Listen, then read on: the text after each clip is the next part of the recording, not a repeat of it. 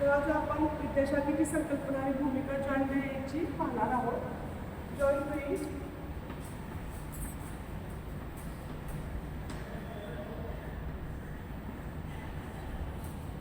विद्याशाखेची संकल्पना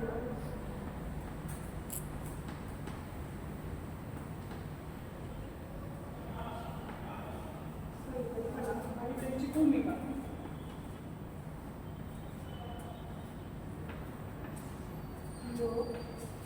भूमिका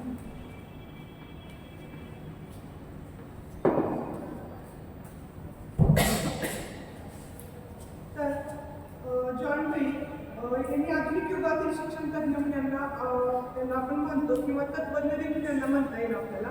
तर यांची ओळखच आहे की ते शिक्षण तज्ञ आणि तत्वज्ञ म्हणून प्राचीन आणि अर्वाचीन तत्वज्ञानाचा प्रभाव याच्यावरती दिसून येतो. म्हणजेच कार्यवादी तत्वज्ञान म्हणून याकडे पाहिले जाते.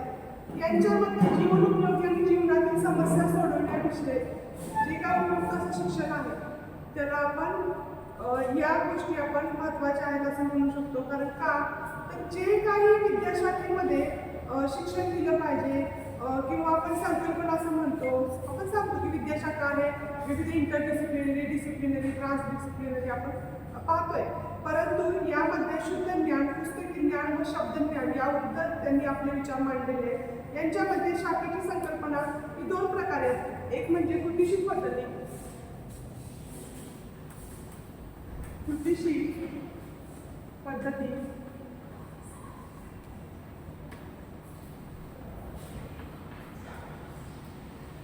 आणि दुसरी म्हणजे कृतीतून शिक्षण. कृतीतून शिक्षण.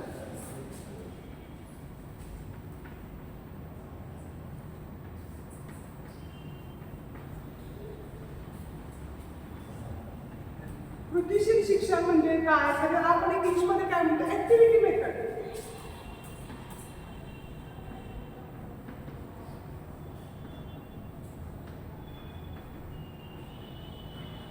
आणि कृतीतून शिक्षण म्हणजे ज्याला आपण काय म्हणतो लर्निंग बाय डुईंग.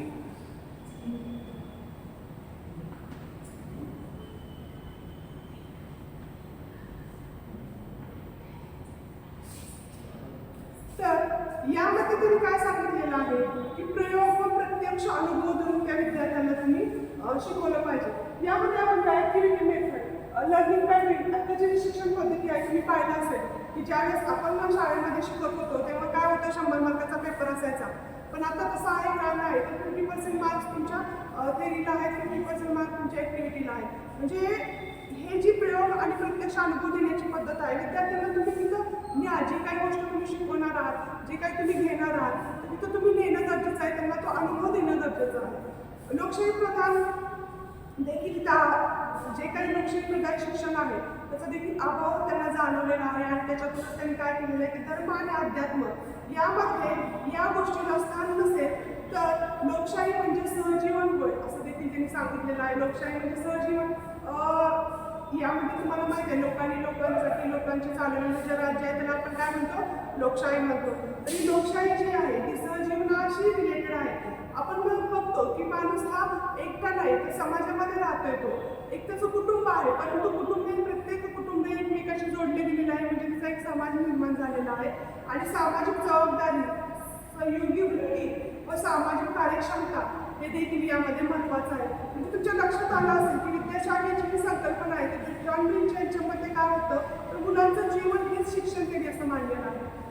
आपण शिक्षणाच्या विविध व्याख्या पाडलेल्या आहेत. परंतु त्यांचं मत असं नव्हतं की तुम्ही शिक्षण म्हणजे फक्त पुस्तकी ज्ञान. तर मुलांनी जे काही अनुभव जसं त्याला समजतं लहानपणी मूल जेव्हा करायला चालू करतं किंवा ते एखादं तांब्या उचलायला ग्लास उचलायला सुरुवात करतं किंवा साधं उदाहरण घ्या आपण जेव्हा घरामध्ये एखादं मांजर किंवा कुत्रा आलं की आपण सांगतो की हे बुब्बू आहे हे म्याव आहे. पण ते लक्षात कसं ठेवतं बघा ज्यावेळेस नंतर ते मांजर किंवा ते कुत्रा घरामध्ये तेव्हा ते बरोबर सांगतं की हे म्याव आहे आणि हे बुब्बू आहे. का सांगतं ते कारण ते काय म्हणतं 4 पाय, त्याचा आकार, त्याचं शेपूट, त्याचे डोळे, त्याचं ते दिसतं कसं हे सगळं तो लक्षात ठेवत असतो. आणि त्याच्यामुळे काय होतं की त्याला लक्षात येतं की हे मांजरच आहे हा कुत्राच आहे. हे शिक्षण त्या विद्यार्थ्याला द्या. त्यांना जे अनुभवलं त्याच्यातून त्याला शिक्षण घेणं गरजेचं आहे. त्याचबरोबर भाषा या ज्ञानशाखेची रचना करताना वाचन, लेखन आणि संभाषण यावर भर दिला पाहिजे. आता देखील आपण बघतो वाचन लेखन महत्त्वाचं आहे, त्याचबरोबर संभाषण देखील महत्त्वाचं आहे. ज्याला आपण संवाद किंवा कम्युनिकेशन म्हणतो. जर एकमेकाशी संवाद नाही साधला तर काय होईल, तर आपल्या ज्या गोष्टी आहेत आपल्या मनातील त्या आपण सांगू शकणार नाही, किंवा आपण एकमेकाशी जेव्हा चर्चा करतो त्याशिवाय आपल्याला समजणार नाही. आपण म्हणतो, सहज बोलून जातो, हा फार मूड आहे, मुडी आहे, किंवा हा फार स्वतःला हुशार समजतो, असं आपण सहज बोलून जातो. पण तसं आहे का? तसं नसतं. जोपर्यंत त्या व्यक्तीशी आपण संवाद साधत नाही, त्याच्याशी आपण बोलत नाही, एखाद्या विषयावरती चर्चा करत नाही, तोपर्यंत आपल्याला त्या व्यक्तीचं खरं रूप कळणार नाही. म्हणजे व्यक्ती परत्वे ज्या काही गोष्टी आहेत त्या आपल्या त्या व्यक्तीशी संभाषण केल्यानंतरच लक्षात येत असतात. एवढंच नाही तर आपण साधा विचार करा की गणित ही व्यावहारिक भाषा आहे.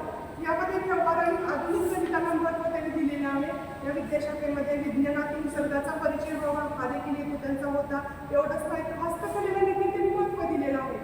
कार्यानुभव आपल्याला शाळेमध्ये कार्यानुभवचा देखील तास असतो. विविध वस्तू तिथे तयार करून असतात. क्राफ्ट अँड आर्ट आता म्हणतो बघा आपण. नवीन आधुनिक पद्धतीनुसार क्ले देखील आलेला आहे. जो क्लेचा वापर करून आपण काय करतो की नवीन नवीन वस्तू बनवायला विद्यार्थ्यांना शिकवतो.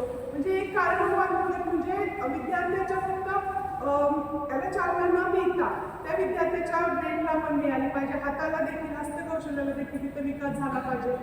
त्याचबरोबर ज्ञानशाखेद्वारे जी प्रगती होण्यासाठी भाषा, गणित, इतिहास, भूगोल, व्यवसाय शिक्षण, आरोग्य शिक्षण याचा समावेश जो काय असतो तो देखील इथं महत्त्वाचा आहे. कारण यामध्ये ज्ञानाची सलगता आहे, समन्वय आहे आणि अखंडत्व देखील तिथं आहे. म्हणजे जॉन डेनी महत्त्वाची भूमिका काय सांगितलेली आहे, तर ह्या सगळ्या विद्याशाखा आहेत ज्या त्या एकमेकाशी कुटुंबाचा संवाद साधा आणि त्यातून विद्यार्थ्यांना शिक्षण द्या. म्हणजे ज्यामुळे विद्यार्थी पूर्ण त्याचं ज्ञान आपल्याला आत्मसात होता येईल आणि त्या आत्मसात केलेल्या ज्ञानामध्ये आपण भर पाडायची आहे आणि त्या विद्यार्थ्याला त्या विद्याशाखेपर्यंत न्यायचं आहे.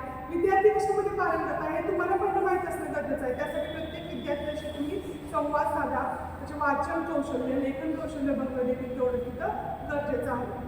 त्याचबरोबर आता विद्याशाखेची संकल्पना आणि भूमिका फक्त जॉन डेनी सांगितलेले आहे का, तर नाही, प्लेटोने देखील याच्यावरती त्यांचे विचार मांडलेले आहेत.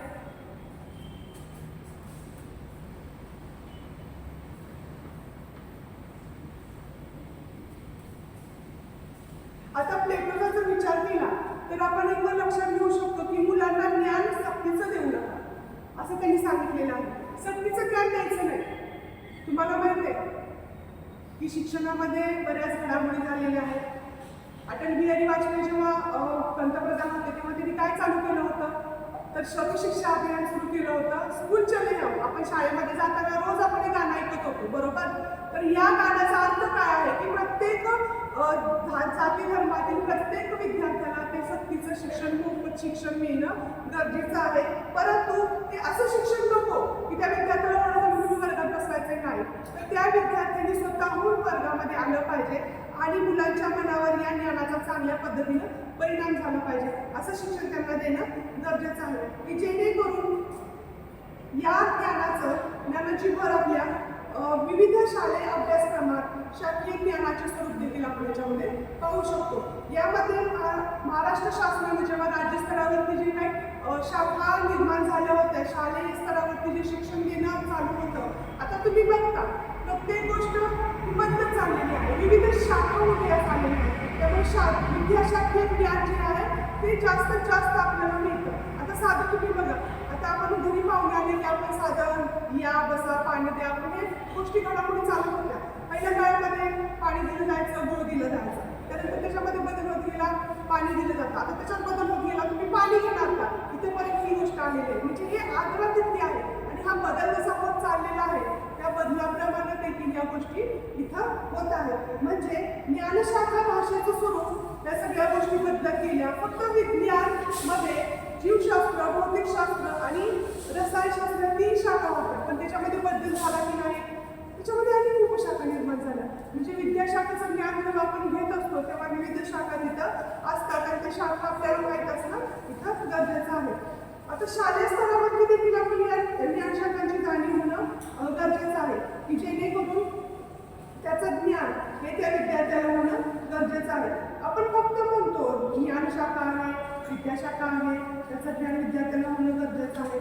होय, बरोबर आहे, परंतु या ज्ञानशाखेबरोबरच विद्यार्थ्याला जे काही शिक्षण तुम्ही देणार आहात ते देखील तेवढ्याच प्रभावीपणे देणं गरजेचं आहे.